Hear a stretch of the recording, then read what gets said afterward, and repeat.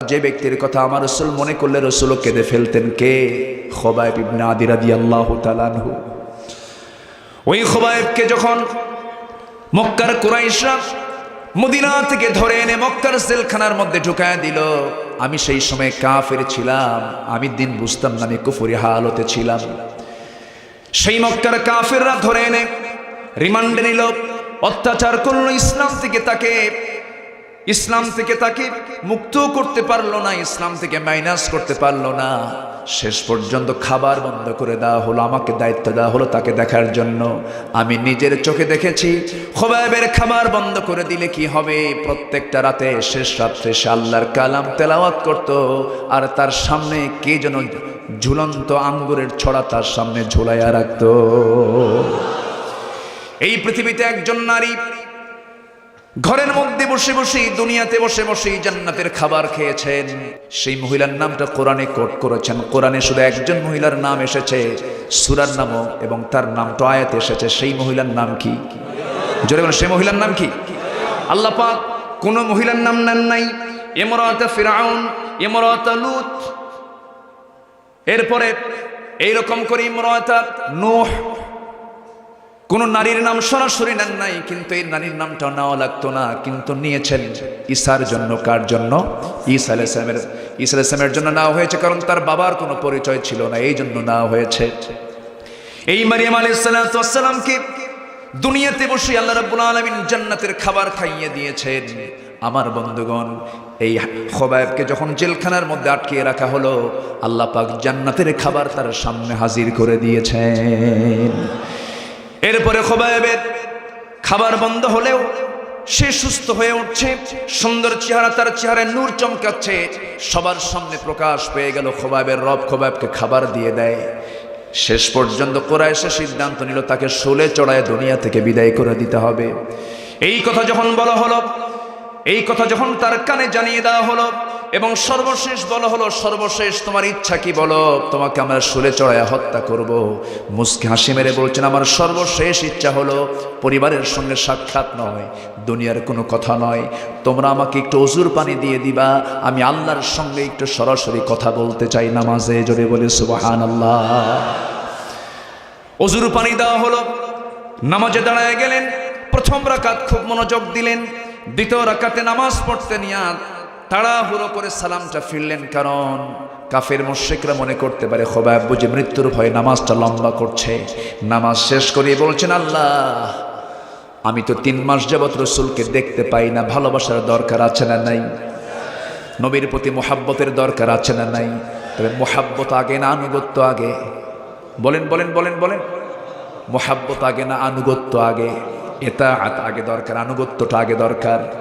আনুগত্য আগেই চলে এসেছে, এবার তার মধ্যে প্রেম চলে এসেছে। আল্লাহ আমার নবীর চেহারা আমি দেখতে পাই না, আজকে 3টি মাস হয়ে গেছে। আল্লাহ আমি যদি দুনিয়া থেকে বিদায় হয়ে যাই, আমার বিদায়ী সালাম তুমি আল্লাহ আমার নবীর দরবারে পৌঁছায় দিও। জোরে বলেন সুবহানাল্লাহ।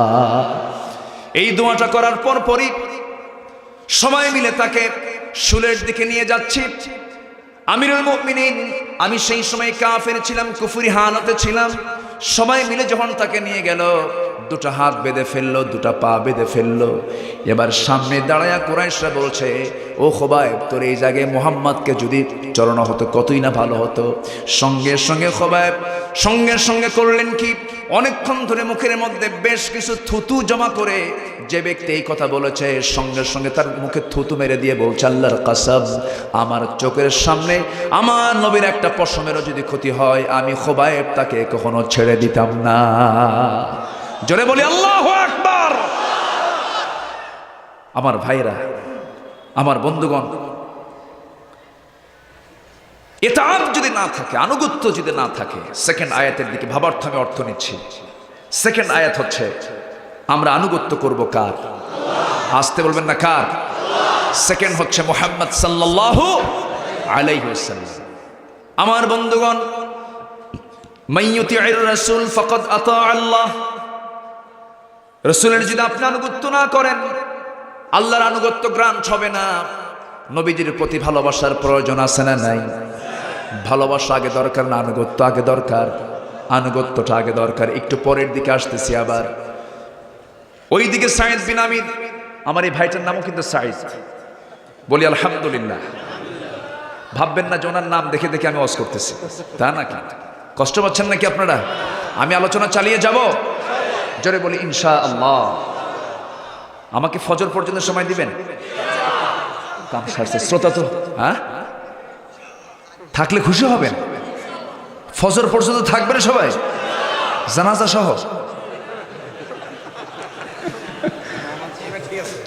জি না, আমরা এত কষ্ট দেব না। আমরা হ্যাঁ সবাই আছেন না? আছেন তো? আছেন তো? জোরে বলি ইনশাআল্লাহ। সাইদ বিন আমির এই ব্রিফ করছেন অর্ধ পৃথিবীর শাসনকর্তা সাইয়েদনা ওমর ফারুকের সামনে। ওমর ফারুক কান্দে, আল্লাহু আকবার বলে। নেতৃত্ব কাকে বলে? নেতা কাকে বলে? যে নেতা নামাজের কথা বলে না, যে নেতা আল্লাহর দলের কথা বলে না, ওই নেতাকে আমরা জুতা মারি। ঠিক কি না? সোজা কথা, সোজা কথা। তুমি আমাকে ধোকা দিয়ে জাহান্নামের দিকে নিয়ে যাবে, আমি যাব? আস্তে করে আমি যাব? যাব না। আমাকে দুনিয়ায় সবকিছু ক্লিয়ার করতে হবে। আল্লাহ তুমি সবাইকে বোঝার তৌফিক দাও। জোরে বলি আমিন, আরো জোরে আমিন। অনেক তো দেখলাম আমার দেশের, শুধু মুসলমান নয়, গোটা পৃথিবীতে যদি মানুষের হিসাব করেন, গোটা পৃথিবীতে সবচেয়ে বেশি ধর্মের মানুষ কোন ধর্ম বলেন তো? বৌদ্ধ। বলেন কি? বৌদ্ধ। সেকেন্ড হলো খ্রিস্টান, এবং জনসংখ্যার দিক থেকে এরপরে হলো মুসলমান, এরপরে হলো হিন্দু, আরো এটসেট্রা আছে, আরো ধর্ম আছে পৃথিবীতে। কিন্তু ধর্ম আল্লাহর কাছে কয়টা? আসলে কয়টা? ইসলাম সর্বশ্রেষ্ঠ ধর্ম না, ইসলাম সর্বশ্রেষ্ঠ নয়। সর্বশ্রেষ্ঠ বললে সবগুলোকে শ্রেষ্ঠ বানায়া একে সর্বশ্রেষ্ঠ বলা হলো। ইসলাম সর্বশ্রেষ্ঠ বললে ভুল হবে। ইসলাম একমাত্র ধর্মের নাম, ঠিক কিনা? বাস। কোরআন সর্বশ্রেষ্ঠ বললে যালিকাল কিতাবের অর্থ হয় না। যালিকাল কিতাব আলিফ লাম মারিফা, একমাত্র কিতাব, সর্বশ্রেষ্ঠ নয়। যালিকাল কিতাব, একমাত্র কিতাব কোরআন, ঠিক কিনা? বাস, ক্লিয়ার? ক্লিয়ার? আচ্ছা, সম্মানিত ভাইয়েরা, আজকে যত ধর্ম আছে, সকল ধর্মের অধিকাংশ মানুষগুলো তাদের ধর্মকে প্রাধান্য দেয় না। অধিকাংশ ধরেন বৌদ্ধ তার বৌদ্ধত্ব ছাড়তে রাজি আছে, খ্রিস্টান তার খ্রিস্টানি ছাড়তে রাজি আছে, মুসলমান তার ইসলাম ছাড়তে রাজি আছে। এখন যেন গোটা পৃথিবী জুড়েই এই একটা জ্বর, এই জ্বরে আক্রান্ত হয়েছে। সবার কাছে সবচেয়ে বড় দল হলো রাজনৈতিক দল। আমার কথা কি বোঝা যায়? হিন্দু হিন্দুত্ব ছাড়বে, দল ছাড়বে না। বৌদ্ধ বৌদ্ধত্ব ছাড়বে, দল ছাড়বে না। মুসলমান ইসলাম ছাড়বে, দল ছাড়বে না। আছে না নাই? এটার নাম আনুগত্য না। আনুগত্য কি একটু পরে বুঝাই দিচ্ছি, শুনবেন সবাই? আগ্রহ আছে? আসেন আমরা আলোচনার দিকে আস্তে আস্তে আবার যাচ্ছি। ওমরের সামনে কোন সাহাবী বলেন তো? কার নাম? এই যে সাইদ বিন আমির রাদিয়াল্লাহু তাআলা আনহু সামনে দাঁড়ানো। এবার বলছেন, আমিরুল মুমিনিন, আমি নিজের চোখে দেখলাম তাকে শিকল পড়ায়া, তাকে কয়েদখানা থেকে বের করে যখন শুলে চড়াইয়া দিল, আমি নিজে এটা অবলোকন করলাম। অবলোকন করার পরে থুতু নিক্ষেপ করলো একজন কাফের, এসে রাগে গোসায় ফেটে পড়ে আমার চোখের সামনে তার ডান হাতে একটা তরবারি হাঁকায় দিল। হাতটা ছিটকে পড়ে গেল। হাত ছিটকে পড়ার সঙ্গে সঙ্গে সাইদ বিন আমির রাদিয়াল্লাহু আনহু বলছেন, খোবাইবকে আমি দেখতে পেলাম, খোবাবের মুখে মুসকে মুসকে হাসি। বাম হাতে যখন আঘাত করা হয় চিৎকার মেরে মেরে হাসে। আমরা সবাই মিলে বললাম, খোবাইব রে, তোর হাত একটা একটা করে কাটে অঙ্গহানি করে দেই, তুই হাসিস কেন? খোবাইব বলছেন, তোমরা আমার একটা করে হাত অঙ্গগুলো কেটে কেটে ফেলে দিচ্ছ, আর আল্লাহ আমাকে জান্নাতের সুন্দর সুন্দর হুরগুলো আমাকে দেখায় দেখায় দিতেছে। জোরে বলে সুবহানাল্লাহ। সেই খোবাইবকে শেষ পর্যন্ত নেশা তরবারির আঘাত দিয়া বুক দিয়ে ঢুকে পিঠ দিয়ে বের করে দেওয়া হলো। খোবাইবকে আমার চোখের সামনে দুনিয়া থেকে বিদায় করে দেওয়া হলো। আমার বন্ধুগণ, এই সময় সাদ বিন আমির কাঁদতে কাঁদতে বলছেন, আমিরুল মুমিনিন, এই চিত্র যখন আমার সামনে পড়ে যায় তখন মনে হয় আমার চাইতে বড় আসামি বুঝে এই দুনিয়াতে আর কেউ নাই। আমি সেন্সলেস হয়ে পড়ে যাই। মুহাম্মাদুর রাসূলুল্লাহি ওয়াল্লাযীনা মাআহু আশিদ্দাউ আলাল কুফফারি রুহামাউ বাইনাহুম তারাহুম ركعا سجدا يبتغون فضلا من الله ورضوانا سيماهم في وجوههم من أثر السجود জোরে বলি আল্লাহু আকবার। ঈমানদাররা পরস্পর রহম দিল হবে। কি দিল হবে? রহম দিল হবে। কাফিরদের ব্যাপারে কঠোর হয়ে যাবে, কাফিরদের ব্যাপারে আপোষহীন হবে, ঈমানদারদের ব্যাপারে পরস্পর তারা রহমদিল হয়ে যাবে। ইন্নামাল মুমিনুনা ইখওয়াহ ফাআসলিহু বাইনা আখাওয়াইকুম ওয়াত্তাকুল্লাহ। জোরে বলি আল্লাহু আকবার। পরস্পর পরস্পরের মুমিনরা হলো ভাই ভাই, ভাই ভাই তোমরা ইসলাহ করে নাও, গন্ডগোল করতে যেও না। আমাদের পরিচয় আমাদের আহলে হাদিস নয়, আমাদের পরিচয় আমরা হানাফি নয়, আমাদের পরিচয় আমরা শাফি নয়, আমাদের পরিচয় কোন পীর মাজার, কোন দরবারের কোন পীর মুরিদ, কোন পীরের মুরিদ, এই সমস্ত পরিচয় আমাদের আসল পরিচয় নয়। আমাদের এক নাম্বার পরিচয় হলো আমরা হলাম মুসলমান। ঠিক কিনা? সকল সকল অনৈক্যের প্রাচীর ভেঙ্গে চুরমার করে ভ্রাতৃত্বের বন্ধন তৈরি করা এখন সময়ের দাবি। রাজি আছেন কারা কারা? হাত উঁচু করে দেখান।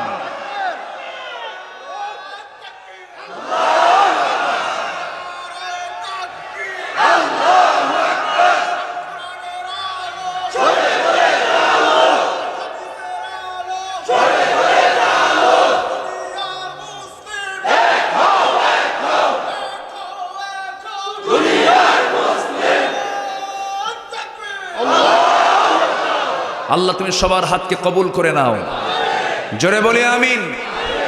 কেউ আমিন আসতে বলুক, কেউ জোরে বলুক, কেউ না বলুক। তারাবির নামাজ কেউ 8 রাকাত পড়ুক, 20 রাকাত পড়ুক, কেউ দললিন বলুক, জললিন বলুক, কেউ 1 রাকাত পড়ুক, 3 রাকাত পড়ুক তারাবি, এগুলো নিয়ে কে বেতের, এগুলো নিয়ে আমরা কোনো গন্ডগোল করতে যাব না। কে মিলাদ, কে সিরাত, কে নূর, কে মাটি, এগুলো নিয়ে কথা শোনার সময় এখন আমাদের নাই। আমাদের সুদকে বন্ধ করা দরকার, জেনাকে বন্ধ করা দরকার, ঘুষকে বন্ধ করা দরকার, শিরিক কুফুরকে বন্ধ করা দরকার। সম্মানিত ভাই, এই জন্য আমাদের ভ্রাতৃত্বের বন্ধন দরকার, আছে না নাই? আমাদের পরিচয় কি? আমরা মুসলমান। আমাদের পরিচয় কি? মুসলমান। কার তার চাইতে উত্তম কথা আর কার হতে পারে? আল্লাহ বলছেন, আল্লাহ নিজে বলছেন, আল্লাহ নিজে বলছেন, وَمَنْ أَحْسَنُ قَوْلًا مِّمَّنْ دَعَا إِلَى اللَّهِ وَعَمِلَ صَالِحًا وَقَالَ إِنَّنِي مِنَ الْمُسْلِمِينَ। জোরে বলুন আল্লাহু আকবার। তার চাইতে উত্তম কথা আর কার হতে পারে? যে মানুষকে আল্লাহর দিকে ডাকে আর নিজে আমলে সালেহ করে, কাজের বান্দা প্রমাণ করে। কাজের বান্দা হব না অকাজের বান্দা হব। কিসের বান্দা হব আমরা? কামের না অকামের? অকামের কিছু বান্দা আছে না নাই? আছে না নাই? অকামের বান্দা হলো মদ খাওয়া, জেনা করা, চুরি করা, জনগণের গম মেরে খাওয়া, রাস্তার টাকা মেরে খাওয়া, কাবিখার প্রজেক্ট মেরে খাওয়া, আছে না নাই? এগুলো অকাম। এই অকাম যারা করে তারা হচ্ছে আবু জেহেলদের গোষ্ঠী। ঠিক কিনা? আবু জেহেল এগুলো করতো। আবু জেহেল কোনো জিনিস নিয়ে তার দাম দিত না। জমি দখল করতো, বাড়ি দখল করতো, সাহাবীদেরকে বের করে দিয়ে বাড়িগুলো দখল করেছে আবু জেহেল। রাসূল একদিন বললেন, আব্দুর রহমান ইবনে আওফ, তোমার বাড়ি তো আবু জেহেল দখল করেছে। মুস্কে হাসি মেরে বললেন, দুনিয়ার বাড়ি দখল করুক, আল্লাহ আপনি আমার জন্য দোয়া করুন, আল্লাহ যেন আমাকে জান্নাতের একটা বাড়ি দিয়ে দেন। জোরে বলে সুবহানাল্লাহ। সম্মানিত ভাইয়েরা, সম্মানিত বন্ধুগণ, আমরা সবাই মুসলমান। আমরা সবাই কি? মুসলমান। আমাদের এই মুসলমানিত্বকে টিকে রাখতে হবে। সব চলে যাক, ঈমানকে আমরা ধ্বংস করব না। আমরা আমলে সালেহ করব। জোরে বলি ইনশাআল্লাহ। আমলে সালেহ করলে কি হবে? কোন জান্নাত পাবো বলেন? এক নম্বর জান্নাতের নাম কি? সবাই কি জান্নাত পেতে চান? সবাই কি জান্নাত পেতে চান? কয় নাম্বার? বান্দা হতে হবে কয় নাম্বার? কয় নাম্বার? এক নাম্বার। কি আমল করব আমরা? ইন্নাল্লাযীনা আমানু ওয়া আমিলুস সালিহাতি কানাত লাহুম জান্নাতুল ফিরদাউসি নুজুলা খালিদিনা ফিহা লা ইয়াবগুনা আনহা হিওয়ালা। জোরে বলুন আল্লাহু আকবার।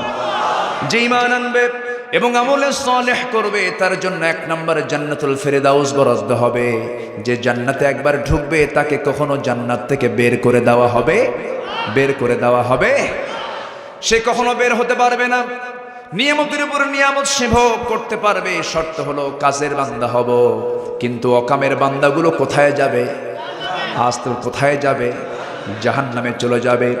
আমার বন্ধুগণ, অকামের বান্দাগুলো জাহান্নামে চলে যাবে। কিন্তু আল্লাহর একজন পয়গম্বর ছিলেন যিনি আল্লাহর সঙ্গে ডাইরেক্ট কথা বলতেন, যিনি আল্লাহর সঙ্গে কথা বলেছেন। আকাল্লামাল্লাহু মূসা তাকলিমা। তিনি একদিন আল্লাহকে বলেছেন, আল্লাহ একটা প্রশ্ন করব। কি?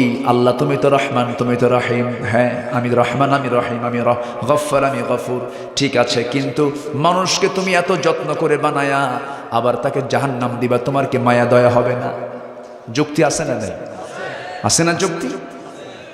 সঙ্গে সঙ্গে আল্লাহ বললেন, মুসা এটাকে বোঝানোর জন্য তোমাকে প্র্যাকটিক্যালি বোঝাতে হবে। আল্লাহ বুঝাও, মানে প্র্যাকটিক্যাল প্রস্তুত আছি। সঙ্গে সঙ্গে বলা হলো, হাতের মধ্যে গম নাও। কি নাও? গমের বীজ নাও। এই এলাকায় গমের আবাদ হয়? হয়, গমের আবাদ হয়। গমের বীজ নিয়ে নাও। গম কিছু হাতের মধ্যে নিলেন, বললেন জমিতে ছিটায়া দাও। যখন ছিটায়া দেওয়া হলো, গমের আবাদ হয়ে গেল। গম পাকলো, ম্যাচিউর হলো। পাকার পরে মুসা আলাইহিস সালাম সেই গমকে কেটে কেটে বাড়িতে নিয়ে আসলেন। কাজের গমগুলো নিয়ে আসলেন, নাড়াগুলো থেকে গেল। আর কিছু গম যেগুলো কাজের নয় সেই গমগুলো তিনি রেখে সব বাকিগুলো যেগুলো কাজের সেগুলো তুলে নিয়ে আসলেন। আল্লাহ বলছেন, মুসা গমের আবাদ কি শেষ হয়েছে? হ্যাঁ আবাদ শেষ হয়েছে। কাটছো নাকি? হ্যাঁ কাটছি। আর বাকি নাড়াগুলো কি করলো? আল্লাহ আগুন দিয়ে জ্বালায় দিছে। এগুলো কোনো কামের না, এগুলো কোনো কামের না, এই জন্য জ্বালায় দিছি। সঙ্গে সঙ্গে আল্লাহ বলছেন, মুসা তুমি গমের আবাদ করলে কিন্তু কিছু গম তুলে নিয়ে আসলে, যেগুলো কাজের গম সেগুলো তুলে নিয়ে আসলে। অকাজের গমগুলো নাড়া সহ আগুন দিয়ে জ্বালায় তুমি সাফ করে দিলা। ও মুসা তুমিও জেনে রেখে দিও, হাসরের ময়দানে বিচার হবার পরে যেগুলো আমার কাজের বান্দা আমলে সালেহ যারা করেছে আমি তাদেরকে জান্নাতের মধ্যে ঢুকাবো। আর যেগুলো অকামের বান্দা, ওই সমস্ত অকামের গমের মতো, ওই নাড়ার মতো যেমন করে তুমি জ্বালায়া দিছো, জ্বালায়া তাদেরকে জাহান্নামে পোড়াবো। কি কথা কি বোঝা গেল? কথা বোঝা গেল? আমরা কাজের বান্দা হব না অকাজের বান্দা হব? কাজের বান্দা হব। মাহফিল ছিল, আছে, থাকবে, ঠিক কিনা? চুপারের মাহফিল একটা ইতিহাস হয়ে থাকলো। এই সময় 12 দিন 11 দিন মাহফিল মানে কি জানেন? বিশাল ব্যাপার। চেয়ারম্যান মহোদয়কে ধন্যবাদ জানাচ্ছি, স্থানীয় প্রশাসনকে ধন্যবাদ জানাচ্ছি। এই মাহফিল জানান দিচ্ছে এই দেশ মাহফিলের দেশ, এই দেশ কোরআনের দেশ। সব আওয়াজ বন্ধ হবে, কোরআনের আওয়াজ বন্ধ হতে পারে না, পারে না, পারে না। আল্লাহ কবুল করুন, আল্লাহ কবুল করুন। জোরে বলি আমিন। সম্মানিত ভাইয়েরা, আমরা আনুগত্য করব কার? এক জায়গায় না সব জায়গায়? ভালোবাসবো কাকে? নাম্বার 2 কাকে? মুহাম্মদ সাল্লাল্লাহু। ভালোবেসে, শুধু ভালোবেসে জান্নাত পাওয়া যাবে না, আনুগত্য আগে 1 নম্বর থাকতে হবে। নাম্বার 2 আয়াতে আসলাম। 52 নম্বর আয়াত আমি এখন প্রবেশ করলাম। কষ্ট হচ্ছে নাকি আপনাদের? শেষ করে দেব? কাউকে আমি উঠতে দেব না। যে উঠবে তাকে জোর করে ধরবেন, আস্তে করে বসায় দেবেন। যদি দেখেন মেজাজটা খুব গরম, একটা স্মাইল, একটা মুস্কি হাসি মারবেন, দেখবেন ঠান্ডা হয়ে গেছে। বলি আলহামদুলিল্লাহ। কেউ উঠবেন না। এত রাতে মেহমানকে উঠায় দেওয়া মানে কি জানেন? পাগলির সাথে ঘর সংসার করা। মানে বিয়ে করতে গেছে বউ পাগলি, এখন ইজাব কবুল তো হয়ে গেছে, এখন সংসার ছাড়া তার উপায় নাই। এই জন্য আমি বারবার বলতেছি, কষ্ট পাচ্ছেন না তো? আনুগত্য আর ভালোবাসা কি এক না? আনুগত্য আগে দরকার। একটু প্র্যাকটিক্যালি বুঝায় দেই। আবু তালেবের নাম সবাই শুনেছেন তো? আচ্ছা, আবু তালেব নবীর কি ছিলেন? বলেন কি ছিলেন? কি চাচা? বাবার আপন ভাই, বাবার আপন ভাই। তাহলে কি গ্রাম্য চাচা? চাচার চাচা, জাতীয় চাচার মতো। আমাদের দেশে এক জাতীয় চাচা ছিল না? হ্যাঁ, সকালে এক কথা, বিকেলে আরেক কথা। যাক, যা করছে করছে। লা তাসুব্বুল আমওয়াত ফাইন্নাহুম ক্বাদ আফদাউ ইলা মা কদ্দামু। কোন মৃত ব্যক্তিকে তোমরা গালি দিও না, কারণ সে তার আমল নিয়ে চলে গেছে। যাক, যা হইছে হইছে। সম্মানিত ভাইরা, আমার দিকে তাকান। কষ্ট পাচ্ছেন আপনারা? আবু তালেব আমার নবীজির আপন চাচা হওয়ার পরেও আবু তালেবের কপালে জান্নাত না জাহান্নাম? ভালোবাসার কোনো কমতি ছিল? কোনো কমতি ছিল না।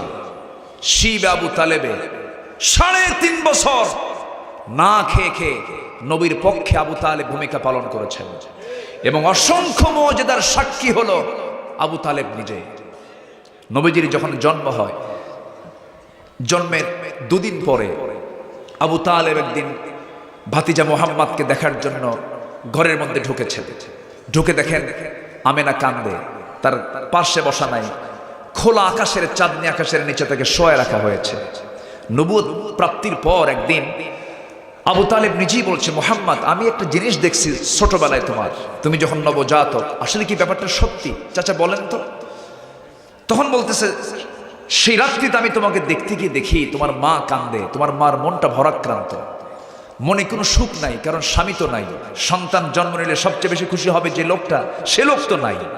আব্দুল্লাহ তো আগেই মারা গেছে, তোমাকে সময় দিচ্ছে না তোমার মা, তুমি একাকি পড়ে আছো, তোমাকে চাঁদনি আকাশের নিচে শোয়ায় রেখেছে। আমি ঘরের মধ্যে ঢুকলাম, ঘরের মধ্যে ঢুকে তোমাকে ঘরে পেলাম না, উঠানে তোমাকে খোলা আকাশের নিচে শুয়ে রেখেছে, কেউ নাই তোমার পাশে। আমি লক্ষ্য করে দেখি, মুহাম্মদ, তুমি তোমার চক্ষু দিয়ে ডান দিকে যখন তাকাও, বাম দিকে তাকা চাঁদ লাফ মেরে ডান দিকে চলে যায়, আবার যখন বাম দিকে তাকাও তখন চাঁদটা বাম দিকে লাফ মেরে চলে যায়। তুমি তোমার 2টা হাত যখন নড়াচড়া করো, চাঁদও নড়াচড়া করে, আবার যখন হাতটা টেনে যখন নিচের দিকে নিয়ে আসো, চাঁদটা নিচের দিকে চলে আসে। আমি কি ভুল দেখছি কিনা? সঙ্গে সঙ্গে রাসূল বলছেন, ও আমার চাচা, আপনি যা দেখেছেন সম্পূর্ণ সত্য দেখেছেন। আমার মা আমাকে টাইম দিচ্ছেন না, মার মনটা খারাপ, আমার মার মনে চরম ব্যথা। আমাকে সময়টা দেওয়ার জন্য মা যখন কাছে বসলি শুধু কান্দে। আল্লাহ সেই জন্য কয়েকটা রাতের জন্য আল্লাহ পাক আমার চাঁদটাকে আমার জন্য খেলনা বানাইয়া দিয়েছিলেন। জোরে বলে সুবহানাল্লাহ। আবু তালেব এত বড় বড় মুআজিজা দেখার পরেও কিসমত ইসলামটা জোটে নাই। ওই আরবের কুরাইশরা চুক্তিনামা দিয়া শিব আবু তালেব যখন হলো, বয়কট যখন করা হলো, সেই চুক্তিনামাটা তারা কাবার ভিতরে রেখে দিয়েছিল। 3.5 বছর চলে যাওয়ার পর আমার নবীজি বললেন, ও চাচা, আবু জেহেলদেরকে জানিয়ে দেন যে চুক্তিনামা তারা লিখে রেখেছে, সেই চুক্তিনামা ওই পোকা খেয়ে শেষ করে ফেলে দিয়েছে। আস্তে করে আবু জেহেলের কাছে আবু তালেব এসে বলছেন, শোনো, আমার ভাতিজা মুহাম্মদ বলল যে চুক্তিনামা, সেই চুক্তিনামা নাই, ওই পোকা খেয়ে ফেলছে। আবু জেহেল কয়, মুহাম্মদ পাগল, তুমিও পাগল হয়ে গেছো। সত্যি সত্যি গিয়ে দেখে চুক্তিনামা নাই, ওই পোকা খেয়ে শেষ করে ফেলে দিয়েছে। আমার বন্ধুগণ, এই সমস্ত মুআজিজা দেখার পর তার কপালে ইসলাম জোটে নাই। কিন্তু ভালোবাসার কোনো কমতি ছিল নাকি? কমতি ছিল না। আবু জেহেল প্রতিবাদ করে, আর আবু তালেব ডান পাশে দাঁড়ায়, বাম পাশে দাঁড়ায়।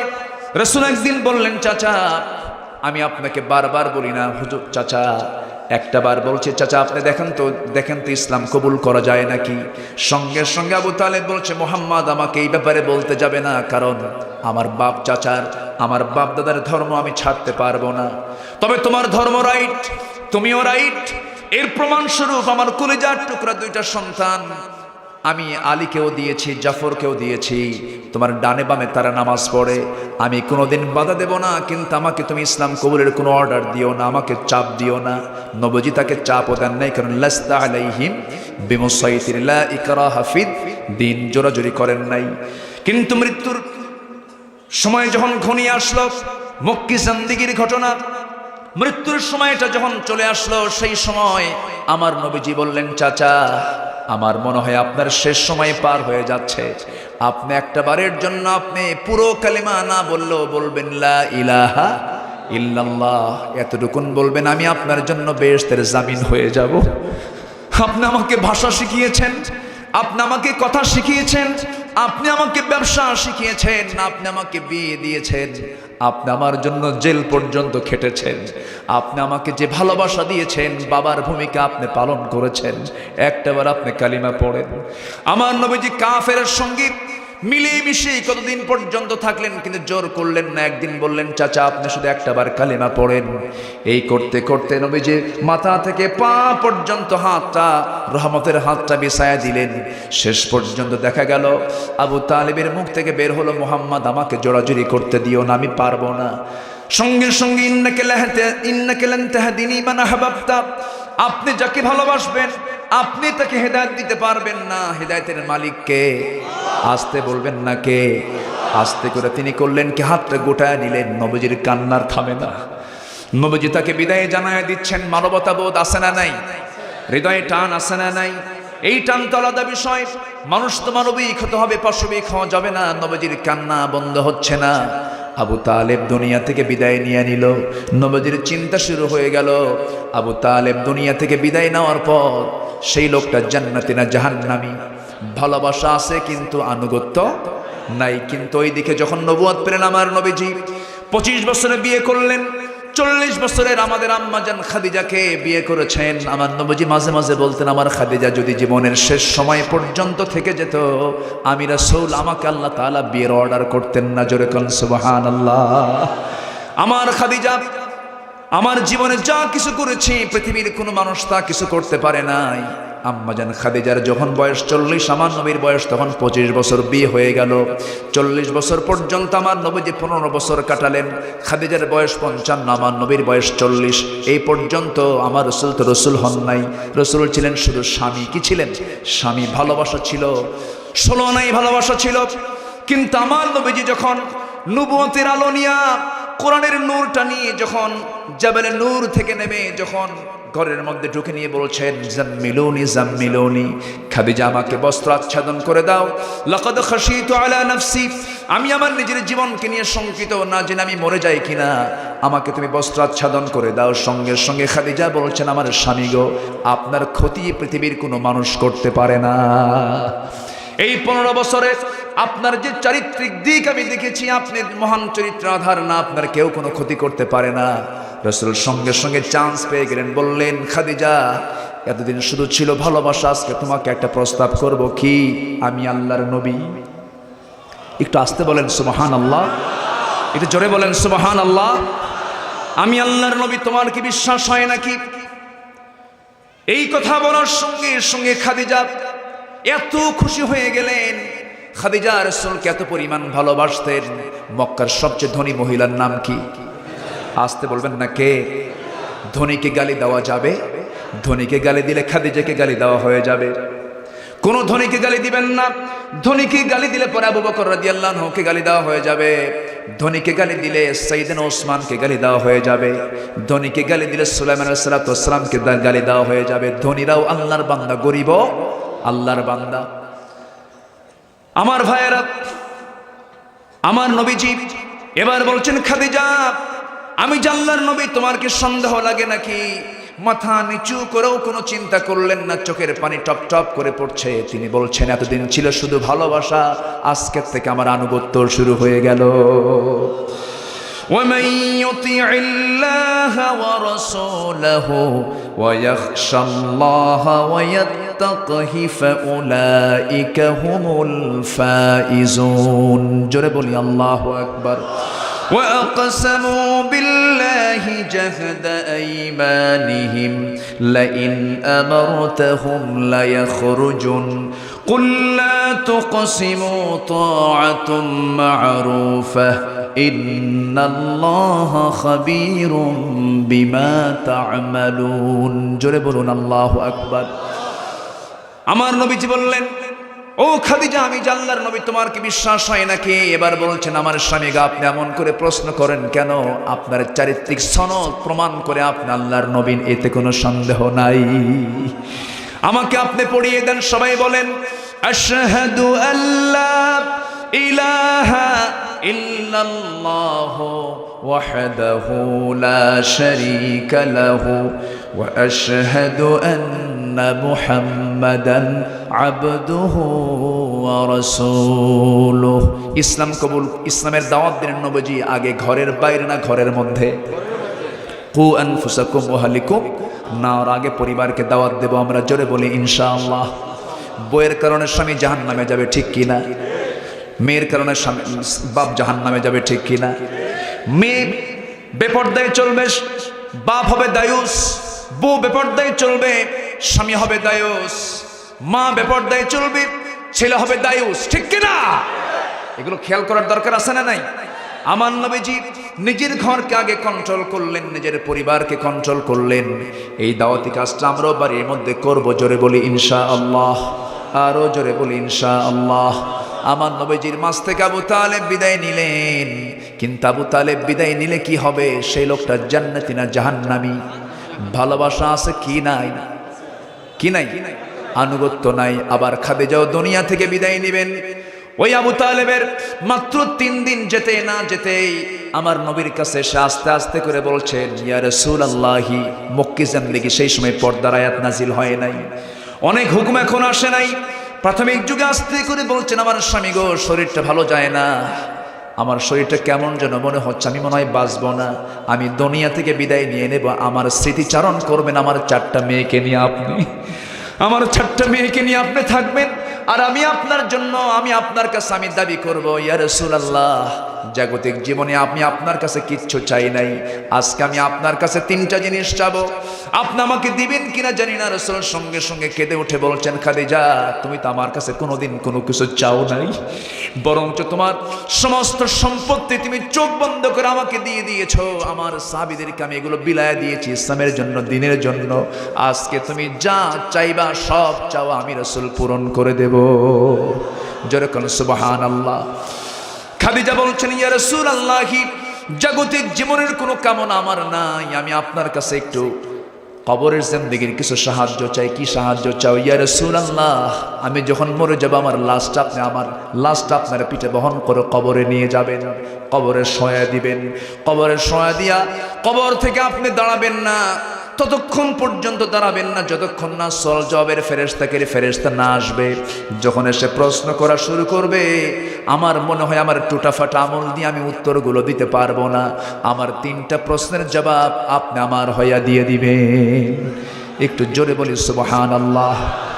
কবরের চিন্তা আসার দরকার আছে না নাই? আসতে বলবেন না, আছে না নাই? মান আকিয়াসুন নাস ওয়া আহজামুন নাস, সবচেয়ে চালাক এবং বিচক্ষণ লোকটাকে রাসূলকে প্রশ্ন করা হলো। রাসূল বললেন, ক্বালা আকসারুকুম যিকরা লিল মাউত ওয়া আকসারুহুম ইস্তি'দাদা উলাইকাল আকিয়াস যাহাবু শারাফুদ দুনিয়া ওয়া কারামাতিল আখিরাহ। সবচেয়ে চালাক লোকটা সেই যে মৃত্যুর কথা বেশি বেশি স্মরণ করে। দুনিয়াতে তারা সম্মান পাবে, আখিরাতে তারা পদমর্যাদা পেয়ে জান্নাত পেয়ে যাবে। সঙ্গে সঙ্গে খাদিজা রাদিয়াল্লাহু তাআলা আনহা যখন এই কথা বলে ফেলেন, রাসূল বললেন, খাদিজা, আমি তোমার সমস্ত ওসিয়তগুলো একটা একটা করে পূর্ণ করব। জোরে বলে সুবহানাল্লাহ। মৃত্যুবরণ করলেন। মাত্র 3 দিন ব্যবধান, আবু তালেব মারা গেছেন, তার 3 দিন পরে খাদিজা মারা গেলেন। নবীজির চিন্তার বছর হয়ে গেল। আমুল হুজুন বলা হয় ইতিহাসে সবচেয়ে বেশি কঠিন ক্রাইসিস পিরিয়ড পড়েছে আমার নবীজির সেই সময়ের বছরটা, যে বছরে তিনি 2জন প্রিয় মানুষকে হারিয়েছেন। যখন খাদিজা মারা গেলেন, নবীজি তার কথা মতো লাশটা পিঠে বহন করে কবরে শোয়া দিলেন। শোয়া দিয়া আস্তে করে তিনি কবর থেকে না উঠে দাঁড়ায় আছেন। জিবরিল আমিন বলছেন, ইয়া রাসূলুল্লাহ, আপনি দাঁড়ান না কেন, যান না কেন? তিনি বলছেন, 3টার জবাব আমি তার হয়ে দিয়ে দেব।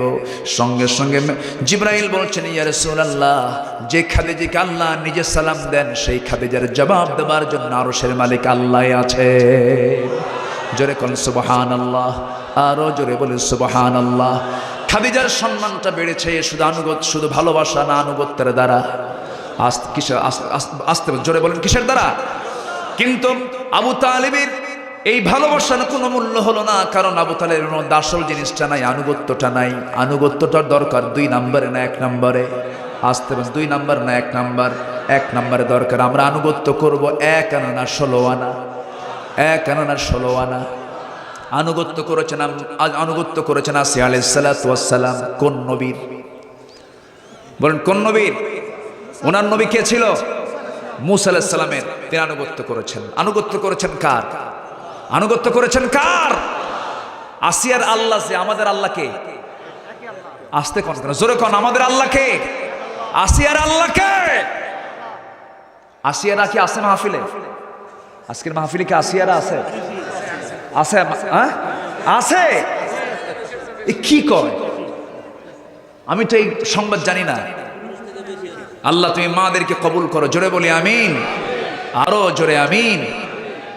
আসিয়া আলাইহিস সালাতু ওয়াস সালামকে যখন বলা হলো, ফেরাউন বলছে, ফেরাউন কি হয়? বলেন কি হয়? ভালো স্বামী, হ্যাঁ ভালো, থামেন, ভালো স্বামী হিসেবে ভালো। কি হিসেবে ভালো বলেন? স্বামী হিসেবে ভালো ছিল। আসিয়া এবং ফেরাউনের দাম্পত্যময় জীবনে কোনো প্রবলেম ছিল না, কিন্তু প্রবলেম ছিল একটাই, সেটা হলো তাওহীদের চেতনা নিয়ে। কি চেতনা নিয়ে? তাওহীদকে নিয়ে প্রবলেম ছিল। কোনো সমস্যা কোনোদিন হয়নি, কিন্তু যখন তিনি ইসলামকে গ্রহণ করলেন, ইসলামকে গ্রহণ করার সঙ্গে সঙ্গে ফেরাউন বলল, শুনলাম আসিয়া কি যেন একটা ঘটনা ঘটছে, তুমি নাকি ইসলাম কবুল করেছো, মুসার ধর্মই গ্রহণ করলা। কেন মুসার ধর্ম না তো আল্লাহর ধর্ম। যেরকম সুবহানাল্লাহ, সংশোধন করে দিচ্ছেন। এবার বলতেছে, আসিয়া শোনো, আমি কিন্তু এটা মানবো না।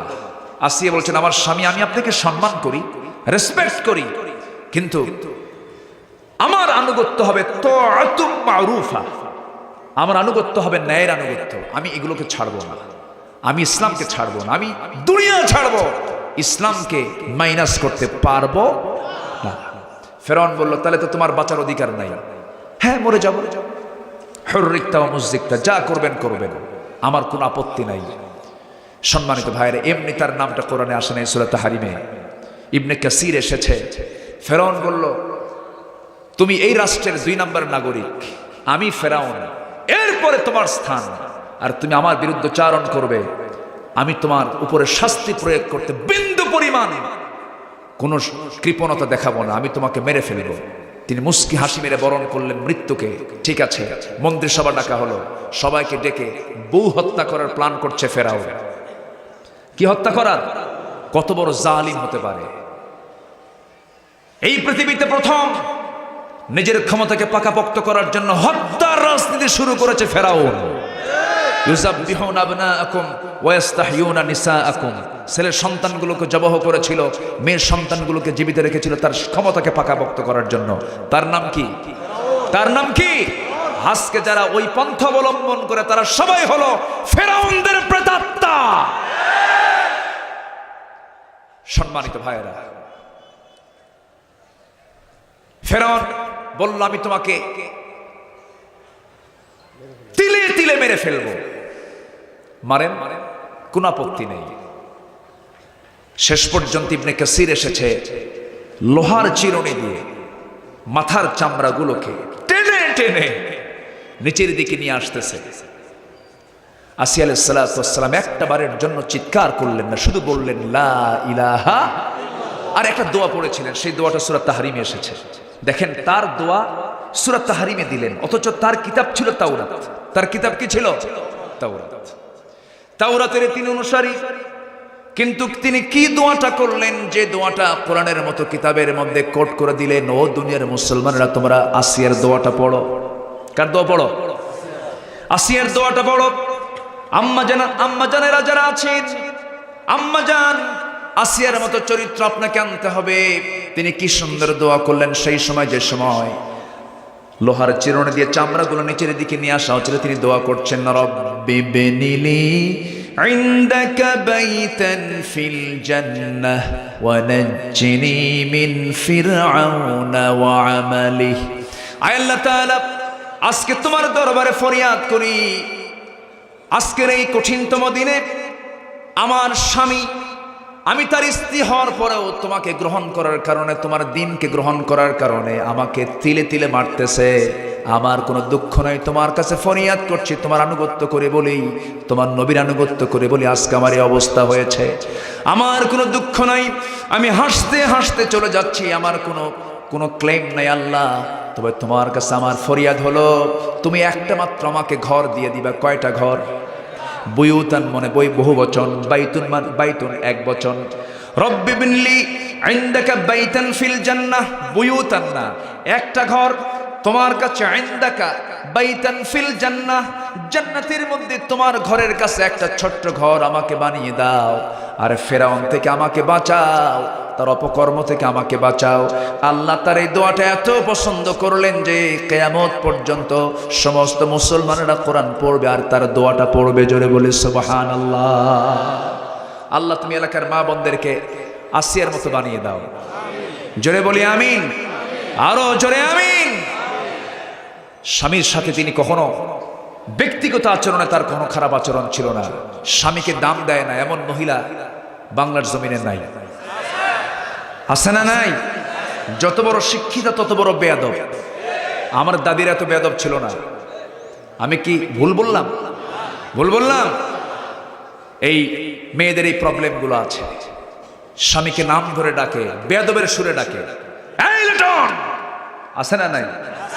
ধমকের ঠেলায় ধমক খাইয়া কাঁপতে কাঁপতে বলে আম্মা আসতেছি। যেরকম নাউজুবিল্লাহ। এই তো হচ্ছে অবস্থা। এরকম ফ্যামিলি আছে না নাই? আচ্ছা, এগুলো করা যাবে না মা, স্বামীকে দাম দিতে হবে। আবার মাদের মধ্যে আরেকটা প্রবলেম আছে। একজন মানুষ, তার নাম হলো শাশুড়ি। তার নাম কি? শাশুড়ি। আমাকে চেয়ারম্যান মহোদয় কিছু টিপস দিয়ে গেছেন, তো এগুলো বলা দরকার। শাশুড়ি তার নাম। শাশুড়ি বুঝেন তো? কে বলেন? কে শাশুড়ি? কে? কার মা? বউয়ের মা। নিজের মা না তো। কার মা? বউয়ের মা, শাশুড়ি। কি করব বলেন তো? 12টা বাজে। বলেন কি করব? আলোচনা চলো। হুজুর মরুক, মুরব্বি কই যান? জরুরি কাজে যান। আর তো মানা করা যায় না, জরুরি সময় তো জরুরি। এখন জরুরত। খুব যদি চাপ হয়, নিম্ন চাপ আপত্তি নাই, ঊর্ধ্ব চাপ সমস্যা আছে।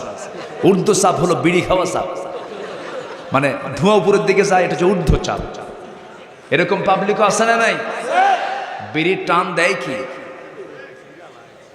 ভোলা থেকে বরিশাল আসতেছে ফেরিতে এক বুড়ো চাচা, 80 বছর বয়স, টুলের উপরে বসে সামনের উত্তাল তরঙ্গ দেখছে, নদীর পানি দেখছে, আর এত সুন্দর করে টানতেছে, মনে হচ্ছে 16 বছরের তাগড়া যুবক। বললাম, চাচা এইভাবে বিড়ি খাইলে এত বুড়ো বয়সে হয়? না খেলে হয় নাকি? বাবা বুঝবা না, বিড়ি হলো উন্নতির সিঁড়ি। যেরকম নাউজুবিল্লাহ। মাঝে মাঝে আমাদেরকে প্রশ্ন করে, হুজুর বিড়ি খাওয়া কি মানে ও জায়েজ করবে? ওর প্রশ্নের লক্ষণ হলো ও জায়েজ করবে কেমনে? না, যেটাই শরীরকে খারাপ করে ওটা কখনো জায়েজ হতে পারে না। পান খান, আপত্তি নেই। পান আপনি খাবেন না কেন? পান রস। বুড়া মানুষ, বমি বমি লাগে, খারাপ লাগে, 3 বেলায় খাওয়ার পর একটু পান টান খান, সমস্যা নাই। কিন্তু পানের সাথে আবার হাকিমপুরি রহমতুল্লাহ আলাইহি কেন? কি আছে না নাই? হ্যাঁ, আমি হুজুরদেরও ধরতেছি, থামেন। খালি বিড়ি খাওয়া লোককে ধরতেছি না, যারা জর্দা খায় তাদের ব্যাপারেও ক্লেম আছে না নাই? জর্দায় যে পাতা, বিড়িতেও যেটাই লাউ সেটাই কদু। কেউ ডাইরেক্ট খায় আর কেউ একটু ভিজায় খায়। এই তো আমরা সকল নেশা থেকে আমরা নিজেকে মুক্ত রাখবো। জোরে বলি ইনশাআল্লাহ, আর জোরে বলি ইনশাআল্লাহ। পান খান, কিন্তু কিছু কিছু লোক আছে পান খায় দিনে 100 খিলি পান, মানে আল্লাহরে পাঠাইছি পান খাওয়ার জন্য। আছে না? না, একটু মুখটাকে পরিষ্কার রাখা দরকার। নবীজি যখন মারা যান, তার দাঁতগুলো মুক্তর দানার মতো ঝিলিক মারত। আম্মা জান আয়েশা বলেন, নবীজির জীবনের শেষ কাজ ছিল মেসওয়াক করা, সর্বশেষ কাজ।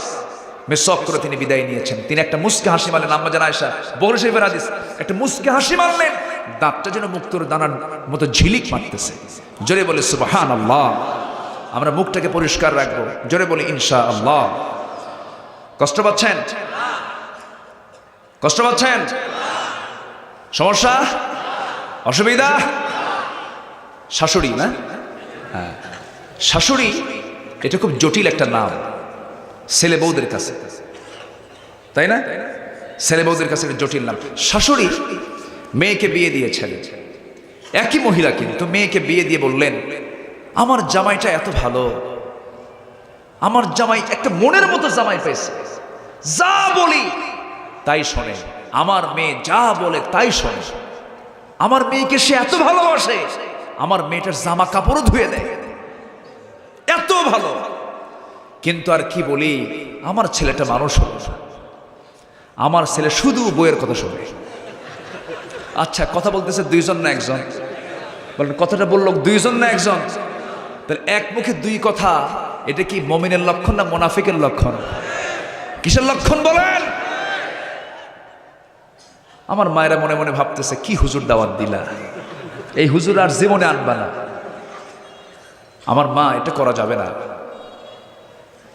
আপনি যে মেয়েটাকে ছেলের জন্য নিয়ে আসলেন, আবার আপনার মেয়েকে যে ছেলের হাতে দিয়ে দিলেন, আপনি যদি অন্যের কাছ থেকে নিয়ে আসা মেয়েটার সঙ্গে ভালো আচরণ না করেন, আপনার মেয়েও ভালো আচরণ পাবে না, ঠিক কিনা?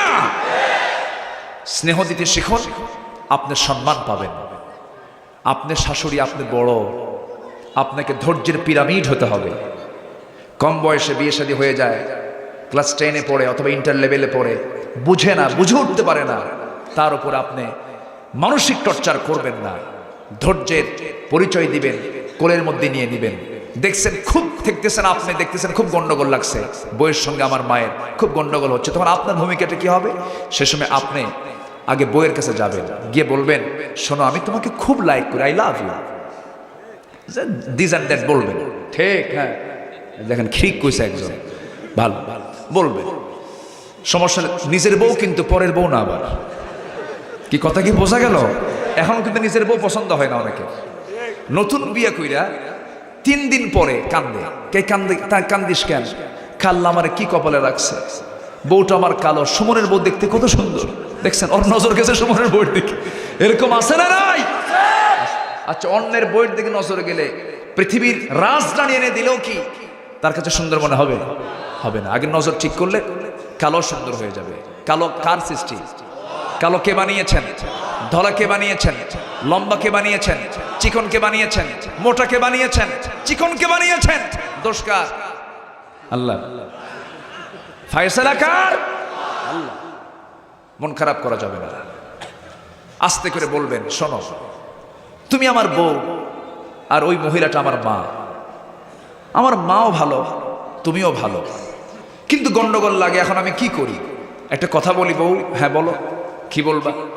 কথাটা হলো, বউ কি পাল্টানো যায়? সূরা তালাক নাই? সূরা তালাক নাই? তালাক নামে সূরা আছে, বিয়ে নামে সূরা নাই, কিন্তু তালাক নামে সূরা আছে। তালাক নামে সূরা আছে না নাই? সূরাতুত তালাক। কে শোনো, দেখো, আমি কোরআন শরীফ পড়ছি, এটা সূরাই আছে তালাক। বউ কিন্তু পাল্টানো যায়। দেখবেন যে বউটা আস্তে করে থামায় গেছে, আমি তোমাকে খুব ভালোবাসি, কিন্তু মা কি পাল্টানো যায়? না তো, মা যেহেতু পাল্টানো যায় না, মা বুড়ো হয়ে গেছে, তুমি একটু ধৈর্য ধরো না, বললেন।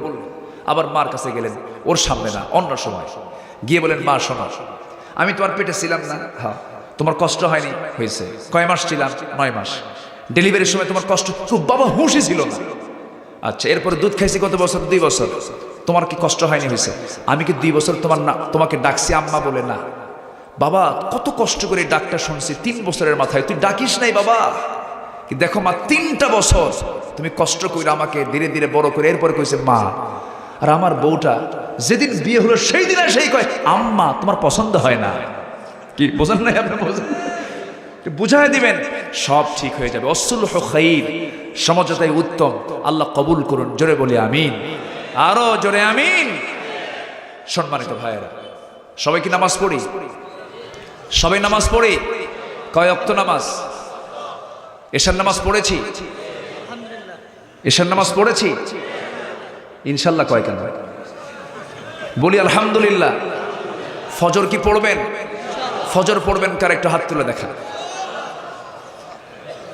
জোরে বলি আল্লাহ, ইয়া রহমান, ইয়া রহিম, আমাদেরকে 5 ওয়াক্ত সালাত আদায় করার তৌফিক তুমি আল্লাহ দিয়া দাও। জোরে বলি আমিন, আরো জোরে আমিন। হাত নামান। নামাজ না পড়লে কোথায় যেতে হবে? নামাজটাও আনুগত্য কার? কার আনুগত্য? যার নামাজ নাই তার কি আনুগত্য আছে? আনুগত্য নাই। নামাজ না পড়লে কোথায় যেতে হবে? সবচেয়ে বাহ্যিক আনুগত্য হলো নামাজ। নামাজ আমরা কেউ ছেড়ে দেব? নামাজ যে ছেড়ে দেবে তার জন্য শুধু জাহান্নাম না, জাহান্নামের একটা গর্ত আল্লাহ পাক রেখেছেন। জাহান্নামের 3টা গর্ত আছে। কয়টা গর্ত? আর জাহান্নাম মোট কয়টা? বলেন জাহান্নাম মোট কয়টা? গর্তগুলো একটু শিখাই দিই, শুনবেন সবাই? জাহান্নাম 7টা একটু জেনে যাই, জোরে বলি ইনশাআল্লাহ। আচ্ছা, আনুগত্য না করলে কোথায় যেতে হবে? জাহান্নামে যেতে হবে।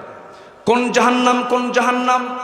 আল্লাহ রাব্বুল আলামিন বলেন, ফাখালাফা মিন বা'দিহিম খালফুন আদাউস সালাতা ওয়াত্তাবাউশ শাহাওয়াত ফাসাউফা ইয়ালকাউনা গায়্যা। সূরা মারইয়ামের 59 নম্বর আয়াতে আল্লাহ রাব্বুল আলামিন বলছেন, যে বান্দা 2টা কাজ করবে, একটা হলো নামাজকে যে নষ্ট করবে, আর প্রবৃত্তির যে দাসত্ব করবে, আল্লাহর প্রভুত্ব না মেনে নিয়া, আল্লাহর ইত্তেবা না করে যে ব্যক্তি নফসের তাবেদারি করবে, নামাজকে যে নষ্ট করবে, ফাসাউফা ইয়ালকাউনা গায়্যা, অচিরেই সে পৌঁছে যাবে জাহান্নামের গাই নামক গর্তের মধ্যে। গাই গর্ত হলো এমন একটা গর্তের নাম, তাফসীরে কুরতুবীর মধ্যে এসেছে। এই গাই গর্তটা এত মারাত্মক গর্ত, এত ভয়ানক গর্তের নাম, যাকে দেখে, যার নামটা শুনে জাহান্নাম নিজেও ভয় পেয়ে যায়। সেই গাই গর্ত কি যেতে চান? যেতে চান? এই গাই গর্তের মধ্যে আবার 6 শ্রেণীর লোকেরা এই গাই গর্তের মধ্যে ঢুকবে। সেই গর্তের নাম কি? গাই। সবাই বলেন আরো জোরে, আরো জোরে। গাইন ইয়া, গাইন ইয়া, ইয়া গাই, ফাসাউফা ইয়ালকাউনা গায়্যা। অচিরেই তারা গাই নামক দোজখের সেই গর্তের মধ্যে ঢুকবে। 6টা কাজ যারা করবে তারাও এই গর্তের মধ্যে ঢুকবে। নাম্বার 1 হলো যারা জেনার কাছে এক্সপার্ট, বুড়া কিছু জেনাকার, আর শাইখুজ জানি, আর শাইখুজ জানি। যারা বড় আলেম হয়, মুরব্বী হয়, তাকে বলে শাইখুল ইসলাম, শায়েখ বলে না? শায়েখ মানে বুড়া। আর এদিকে জেনা যে করে, জেনা করতে করতে বুড়া হয়ে গেছে, নাম হলো আর শাইখুজ জানি, বুড়া জেনাকার। এরকম বুড়া জেনাকার আছে না নাই? ওর জন্য কোন গর্ত? গাই। বলেন সবাই, বলেন কি? গাই। নাম্বার 2 হলো যে মদ্যপায়ী, মদ পান করতে করতে পাকা হয়ে গেছে, ওর জন্য কোন গর্ত? গাই। নাম্বার 3 হলো যে সুদ খেতে খেতে পাকা হয়ে গেছে, ওর জন্য কোন গর্ত? গাই। এরপরে যে সন্তান পিতামাতাকে দেখতে চায় না, ওর জন্য কোন গর্ত? গাই। 5 হলো যে মিথ্যা সাক্ষী দিয়েছে, তার জন্য কোন গর্ত? অনেক লম্বা কথা ছিল, শর্ট সময় পারছি না। নাম্বার 6 হলো যে নারী অপর সন্তানকে নিজের স্বামীর সন্তানে পরিণত করে। এখন তো আধুনিক বিশ্বে পেট ভাড়া চলে, পেট ভাড়া চলে না? আধুনিক পৃথিবীতে এখন পেট ভাড়া করে সন্তান নিচ্ছে। এদের জন্য কোন গর্ত? জোরে বলেন কোন গর্ত? ভাই, মিথ্যা সাক্ষী একটা মারাত্মক ব্যাধি আজকে আমাদের সমাজে হয়ে দাঁড়িয়েছে।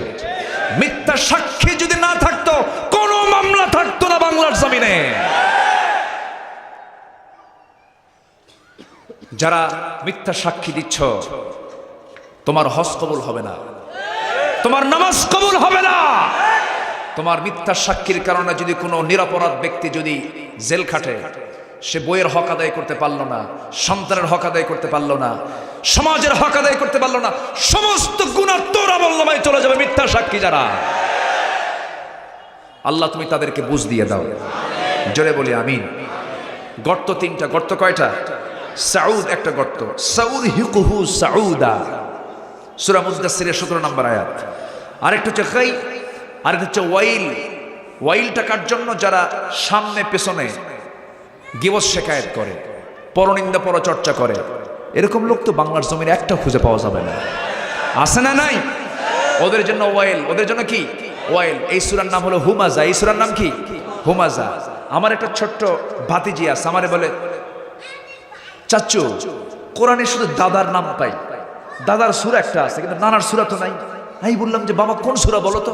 কইছে ওয়াইলুল লিকুল্লি হুমাজাতিল লুমাজা আল্লাযী জামাআ মালাহু ওয়া আদ্দাদাহ ইয়াহসাবু আন্না মালাহু আখলাদাহ কাল্লা লা ইয়ানবাদান্না ফিল হুতামাতি ওয়া মা আদরাকা মাল হুতামা নারুল্লাহিল মুকাদ্দাহ আল্লাতী তাত্তালিউ আলাল আফইদা আলাইহিম মুসাদা কি ফি আমাদিন মুমাদ্দাদা। আমি তো চিন্তা করলাম যে এর তো তাফসীর ভালোই, ও দাদা খুঁজে পাইছে তাফসীরের মধ্যে। বাবা বলো তুমি কি বলবা? আচ্ছা দাদা তো পাইলাম, নানার সূরা কই? আমি বললাম বাবা কোরআন শরীফে শুধু দাদা আছে কিন্তু নানা বাদ পড়ে গেছে। কি কথা কি বুঝলেন? কিন্তু আসলে কি এটা কি দাদার সূরা না ভয়ানক সূরা? ভয়ানক সূরা। তার জন্য ওয়াইল গর্ত, যে সামনে পেছনে মানুষের দোষারোপ, মানুষের দোষ খুঁজে বেড়ায় আর তার বিরুদ্ধে শুধু গালমন্দ করে, এমন লোক আছে না নাই? আচ্ছা, এর জন্য কোন গর্ত? ওয়াইল। ওয়াইল থেকে বাঁচতে হলে আমরা পরনিন্দা করব না, জোরে বলি ইনশাআল্লাহ। গাই গর্তে না গেলে, যদি না যেতে চাই, আমরা দুটা কাজ, প্রবৃত্তির দাসত্ব না করে আমরা দাসত্ব করব কার? প্রবৃত্তির আনুগত্য না করে ইত্তেবা করব কার? তাহলে গাই নামক দোজক আল্লাহ পাক আমাকে দিবেন না। সম্মানিত ভাইরা, জাহান্নামের স্তর কয়টা? বলেন জাহান্নামের স্তর কয়টা? 7টা। জাহান্নামের স্তর 7টা আল্লাহ দিয়েছেন। সেই দরজাগুলো আল্লাহ পাক সব ডিসকাস করে দিয়েছেন, এবং সেই দরজায় যেন না ঢুকতে পারি, আমরা না ঢুকি, এর জন্য কি আমল করতে হবে এই কথাও কোরআনে আছে না নাই? আছে। আমরা এগুলো ফলো করার চেষ্টা করব, জোরে বলি ইনশাআল্লাহ। অনেক রাত হয়েছে, যতটুকু হয়েছে আজকে আমরা বলে ফেলি আলহামদুলিল্লাহ।